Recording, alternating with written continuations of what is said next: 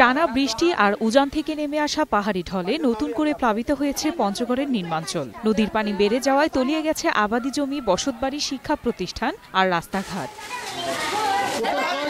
পানিবন্দী হয়ে আছে জেলার পঞ্চগড় পৌর এলাকা ও তেঁতুলিয়া উপজেলার হাজারো গ্রামের বাসিন্দা।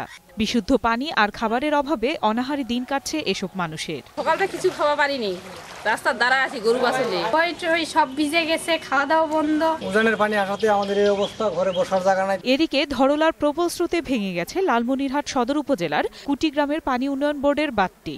ভেসে গেছে ঘরবাড়ি, মাছের ঘের, তলিয়ে গেছে রাস্তাঘাট আর ফসলের ক্ষেত। বন্যা কবলিত ৩৫,০০০ পরিবারের প্রায় ১.৫ লাখ মানুষ পানিবন্দী আর দুর্গত দিন যাপন করছে।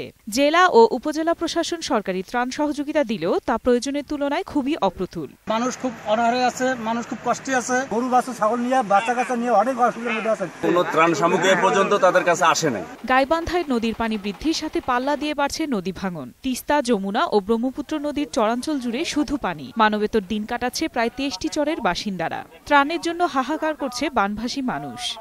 জায়গা বাসা কিছুই নেই, যা ছিল সয় সম্পদ সম্পূর্ণ ভাঙ্গা ছিঁড়ে গেছে। যেমন পানি ভাঙে তেমন নদী ভাঙে, ঘরে সরা হুঁশ পাচ্ছি না। এই অবস্থায় আমরা বাড়িঘরগুলি পর্যন্ত শিফট করার জন্য আমরা স্বেচ্ছাসেবক নিয়ে আমরা আসছি। দুর্গতদের মধ্যে প্রশাসন কিছু ত্রাণ বিতরণ করলেও তা অনেকেই না পাওয়ার ক্ষোভ জানিয়েছে বন্যা কবলিত মানুষেরা। আফসানা নীলা, ২১ টেলিভিশন।